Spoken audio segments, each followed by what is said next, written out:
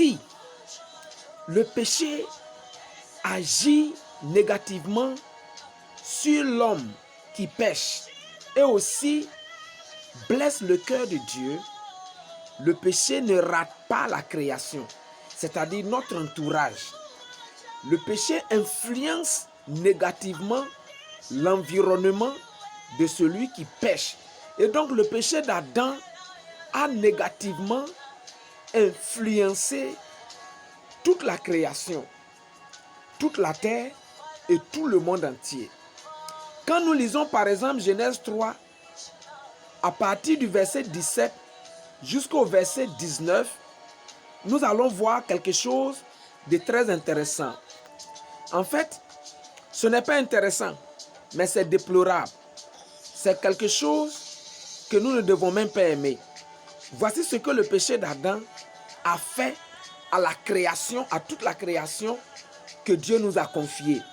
Il est écrit dans Genèse 3, le verset 17, du verset 17 jusqu'au verset 19. Je lis la parole de Dieu. Il dit à l'homme, c'est-à-dire Dieu dit à Adam, puisque tu as écouté la voix de ta femme et que tu as mangé de l'arbre au sujet duquel je t'avais donné ce tort, tu n'en mangeras point. Le sol sera maudit à cause de toi. C'est ta peine, c'est ta force de peine que tu en tireras ta nourriture tous les jours de ta vie. Le verset 18, il te produira des épines et des ronces, et tu mangeras de l'herbe des champs. Le verset 19, c'est à la sueur de ton visage que tu mangeras du pain jusqu'à ce que tu retournes dans la terre d'où tu as été pris, car tu es poussière et tu retourneras dans la poussière. Bien-aimés, ce verset nous enseigne que après le péché d'Adam, Dieu qui auparavant avait béni Adam, il avait béni la terre, il avait béni toutes les œuvres de ses mains, il avait béni tout ce qu'il avait créé. Dieu maintenant maudit le serpent, Dieu maudit la femme, Dieu maudit Adam, et ça ne finit pas là. Dieu maudit encore tout l'environnement où Adam devait mener sa vie, c'est-à-dire toute la création, toute la terre, tout le monde entier. Ce monde dans lequel nous sommes a été déjà maudit dans Genèse 3, 17, 19. C'est pourquoi, bien-aimé, moi, mon enseignement, toujours, est basé sur ça. Ne vous attachez pas à ce monde, ni aux choses de ce monde. Parce que ce monde dans lequel nous vivons et que nous aimons tant, a été déjà maudit. Et ce monde va à la perdition. Il n'y a rien que l'homme pourra faire pour remédier à ça. On ne peut pas. Le monde va périr et bientôt le monde va disparaître. Même quand vous lisez dans Apocalypse 21, le verset 1 et le verset 2, vous allez remarquer que la terre va disparaître, le ciel va disparaître, la mer ne sera plus. Il y aura un nouveau ciel, une nouvelle terre et une nouvelle ville, la nouvelle Jérusalem céleste, qui sera habitée par ceux qui ne seront pas attachés à ce monde, mais qui seront attachés à Jésus-Christ et sa sainteté. Nous allons également lire dans Romains 8, 19, 22. Bien-aimés, lisons Romains 8, 19, 22. Je lis la parole de Dieu. Aussi, la création attend-elle avec un ardent désir la révélation des fils de Dieu, car la création a été soumise à la vanité, non de son gré. C'est-à-dire quand Adam a péché, la création n'a pas péché. Mais à cause du péché d'Adam, toute la création a subi la négativité, l'influence négative du péché d'Adam. Je lis, non de son gré, mais à cause de celui qui l'y a soumise, avec l'espérance qu'elle aussi sera affranchie de la servitude, de la corruption, pour avoir part à la liberté de la gloire des enfants. C'est-à-dire que cette terre sur laquelle nous sommes, ce monde dans lequel nous sommes, suit l'homme dans son évolution spirituelle. Quand l'homme pêche et se détruit, cette destruction atteint certainement et absolument son environnement, c'est-à-dire la terre ou le monde dans lequel nous sommes. Et donc ce monde-là sera détruit, mais comme en Jésus, nous sommes nés de nouveau, il y aura un nouveau monde qui va apparaître comme la nouvelle naissance de ce vieux monde qui va disparaître pour laisser place à un nouveau monde. Tout est biblique. Bien-aimé, il faut t'accrocher à Jésus pour pouvoir comprendre véritablement ces choses, pour en bénéficier, pour ne pas rater l'enlèvement qui va se passer très bientôt. Le péché de l'homme dans le jardin a aussi eu des conséquences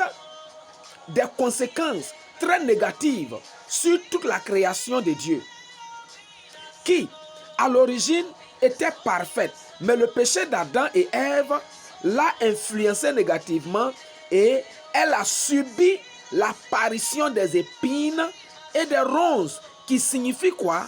Les épines et les ronces dont la Bible parle signifient aujourd'hui la destruction de la terre, les changements climatiques, les endémies et les pandémies, les souffrances, les inégalités, les injustices. Les plus forts écrasent les plus faibles. La souffrance s'augmente de plus en plus. Il y a la cherté de la vie. Tout le monde pleure. Pourquoi? Bien-aimés, je vous assure, nous ne pourrons pas avoir de remède pour cette grande souffrance que nous subissons dans ce monde. La seule solution, c'est Jésus-Christ de Nazareth. Je répète, la seule solution pour chacun de nous, c'est Jésus-Christ de Nazareth. Ainsi, les catastrophes naturelles, les inondations, les tremblements de terre, les feux de brousse, l'environnement pollué ou malsain aujourd'hui sont certaines conséquences négatives que la création a subies à cause du péché d'Adam et même à cause de nos péchés modernes aujourd'hui.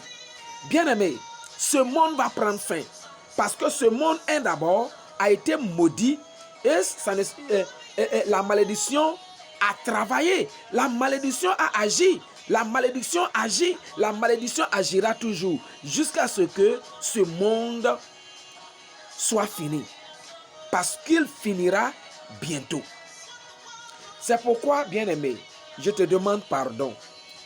Si tu vas à l'église, tu es responsable à l'église, cesse de vivre dans le péché, cesse de voler l'argent de Dieu. Même si tu ne vas pas à l'église, mais tu as conscience de temps en temps que Dieu existe. Ce Dieu-là, donne-toi la responsabilité au moins un jour. Maintenant, pendant que je parle, après avoir regardé cette vidéo, mets-toi à genoux. Appelle-le. Il s'appelle le Dieu éternel, le créateur du ciel et de la terre, et de tout ce que le ciel et la terre contiennent. C'est son nom. Tu peux l'appeler comme ça. Il s'appelle aussi le I am that I am en anglais. Il s'appelle je suis, parce qu'il était, il fut, il a été, il est et il sera d'éternité en éternité. Donc son nom c'est je suis. Appelle-le dans ta chambre, appelle-le dans ton cœur et je suis certain qu'il te répondra. Parce que moi, quand je l'ai appelé un jour, il m'a répondu. Bien-aimé, je prie que cette vidéo te bénisse. L'esprit derrière cette vidéo, le Saint-Esprit de Dieu qui t'a fait découvrir cette chaîne que tu viens de regarder, cette vidéo que tu viens de voir, que cet Esprit de Dieu-là te oigne, que cet Esprit de Dieu te touche. T'ouvre les yeux, les oreilles pour entendre la voix de Dieu, pour voir les merveilles de Dieu dans ta vie, qui te pousse et t'amène à t'accrocher à lui, à travers Jésus-Christ de Nazareth. Ma prière est que tu sois énormément et éternellement béni et oint pour la gloire de Dieu. Au nom puissant de Jésus-Christ de Nazareth.